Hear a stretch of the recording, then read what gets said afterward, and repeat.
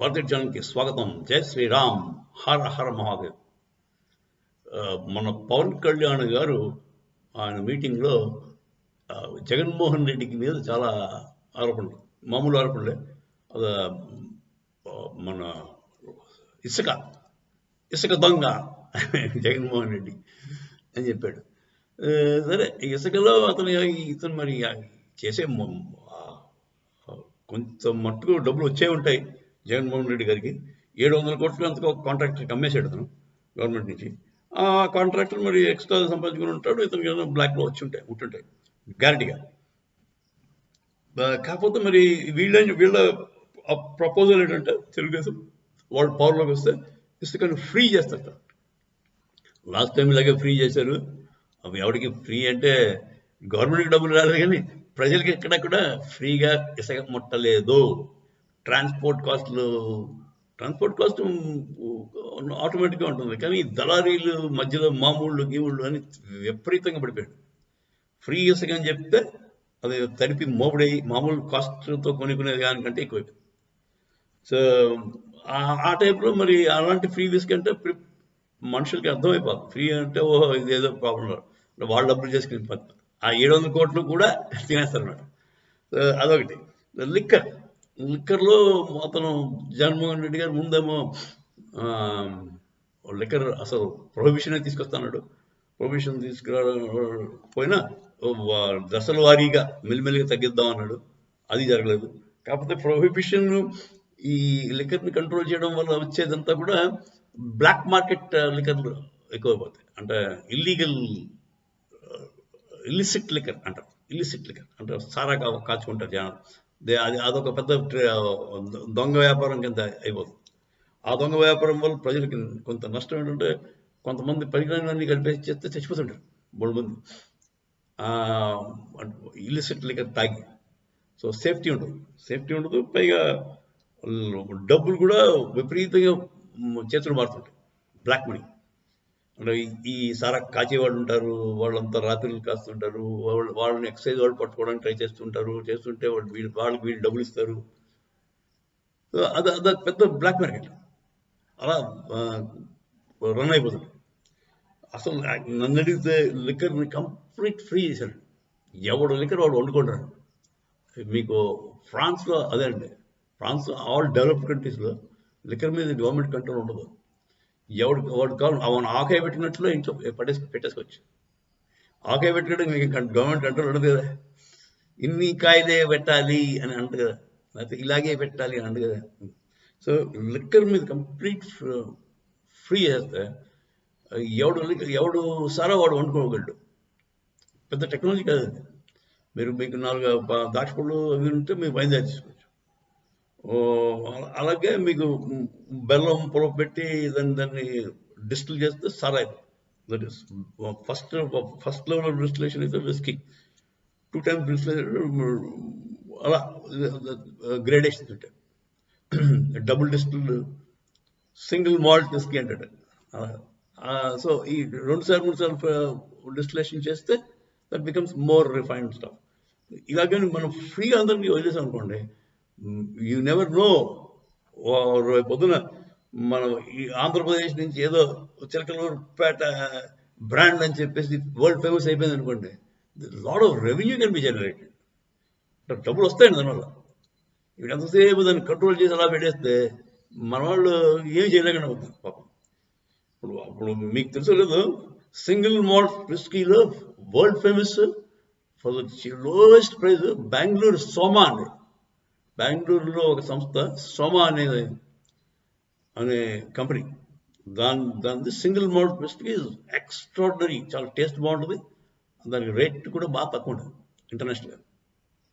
అది so like wise మనం ఒక ఫ్రీ హ్యాండ్ ఇచ్చే ఉంటుంది ప్రజలకి. ఎంత కలుస్తారు, ఎంత తాగుతారు. తాగివాడే తాగుతాడు, కానీ మామూలు అందరూ ఇప్పుడు ఎంత పనికిరాని తాగేస్తారు పాపం. Not so safe stuff. అలా ఫ్రీగా హ్యాండ్ ఇచ్చినప్పుడు అందరూ ఎవరి వాళ్ళు అంటే కాంపిటీషన్లో best will come out first. అది we are digressing from the point. అది బేసిక్గా జగన్మోహన్ రెడ్డి గారు మీద ఆరోపణ ఏంటంటే లిక్కర్లో స్టాండ్లో డబ్బులు చేసుకున్నారు. తర్వాత ఏదో అమ్మఒడి ఒక ఏడాది ఇవ్వలేదని చెప్పి అది కూడా చెప్పారు పాప పవన్ కళ్యాణ్. కాకపోతే వీళ్ళు ఏం చేస్తారో చెప్పట్లేదు. మీరు అతన్ని విమర్శిస్తున్నారు, మరి మీరేం చేస్తారు? మీరు అంతకుముందు మీ రికార్డ్ ఏంటి? తెలుగుదేశం రికార్డు కొంచెం అంటే ప్రజలు నమ్మసఖ్యంగా లేదండి. చంద్రబాబు చేసిన ప్రామిస్ని మన ఆంధ్ర ప్రజలు నమ్మే పరిస్థితుల్లో లేరు. సో అందుకే అతనికి సపోర్ట్గా పవన్ కళ్యాణ్ కానీ బీజేపీ కానీ వచ్చి మేము చంద్రబాబు చెప్పిన మాటకి మేము దన్ను కాస్తున్నాం, అతను ఇంప్లిమెంట్ చేసేలాగా మేము చూస్తాం అని చెప్తారని చూస్తున్నారు ప్రజలు. లాస్ట్ టైం అది కూడా జరిగింది. పాపం పవన్ నేను గ్యారంటీ అన్నాడు. ఏం చేసాడు? తర్వాత గెలిచిన వెంటనే పక్కన పడేశారు ఈ పవన్ కళ్యాణ్. ఆయన ఇష్టానుసారం చేసుకున్నాడు. సో మనిషి మీద ఒకసారి నమ్మకం పోతే మళ్ళీ రావడం చాలా కష్టం అండి, చాలా కష్టం. సో అంటే మీకు నేనేదో యాంటీ టీడీపీ అని మీరు అనుకోవచ్చు, కాకపోతే ఉన్నమాట చెప్పాలి. జగన్మోహన్ రెడ్డి అతను డబ్బులు తిన్నాడో లేదో తినే ఉంటాడు గ్యారంటీగా. అంతకుముందే తిన్నాడు, వాళ్ళ నాన్న ఉన్నప్పుడే తిన్నాడు, బాగా బాగా సంపాదించినాడు. సో కానీ మాట విన్నాడండి.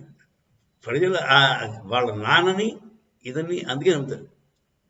రాజశేఖర రెడ్డి బ్రాండ్ కూడా చేస్తారు పని, అంటే క్యాస్ట్లు అవి కూడా చూడండి.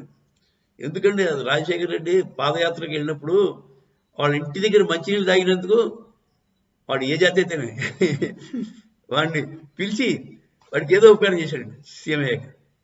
మంచి దిల్దార్ మనిషి అండి రాజశేఖర రెడ్డి. అన్మిస్టేకబుల్ క్యారెక్టర్లో అతనికి, అంటే అతను ఫ్యాక్షన్స్ ఫ్యామిలీ నరికేస్తాడు అవన్నీ చెప్తారు, కానీ వాడికి మంచి కూడా చెడు ఉంటాయి. ఇప్పుడు ఎవరాడు బలి చక్రవర్తి రాక్షసుడు, కాకపోతే దానశీలుడు. దానంలో బలి తర్వాతే బలివదాన్యుడొక్కడు. సో మరి అతను గొప్పవాడే, మరి రాక్షసుడు కానీ. సో అలాగే మరి మన రాజశేఖర రెడ్డి కూడా ఫ్యాక్షనిస్టే, కానీ మాట మీద నిలబడతాడు, ఉపకారానికి ప్రత్యుపకారం చేస్తాడు అన్న పేరు వచ్చేసింది. అలాగే ఇప్పుడు మన ఈ కంటిన్యూ అయిపోతున్నాడు వీడు, మన వాళ్ళ అబ్బాయి మన జగన్మోహన్ రెడ్డి తిన్నంత తిన్నాడు.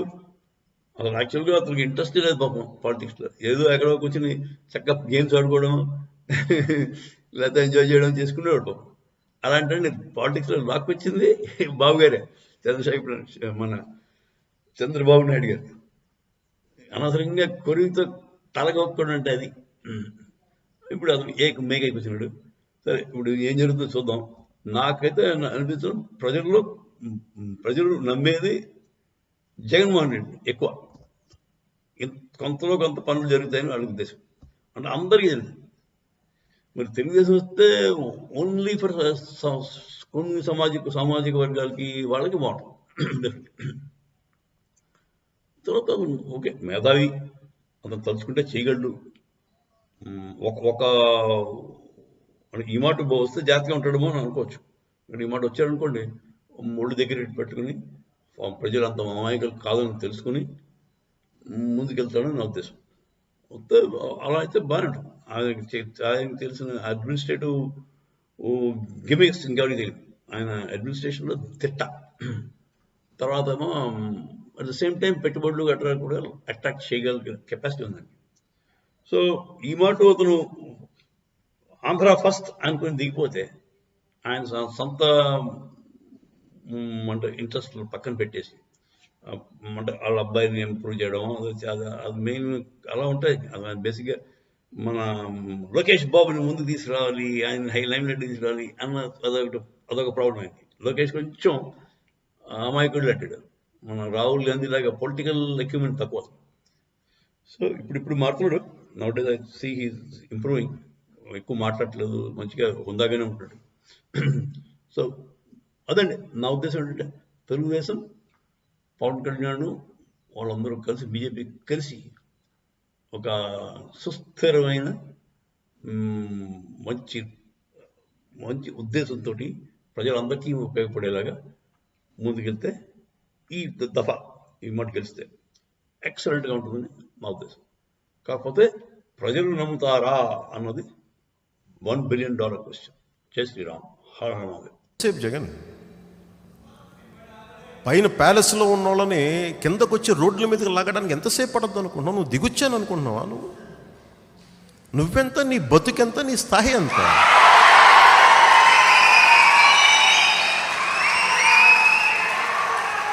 నువ్వెంత, నీ బతుకెంత, నీ స్థాయి ఎంత? అలాగే ఒక్కసారి దట్స్ ఫైన్.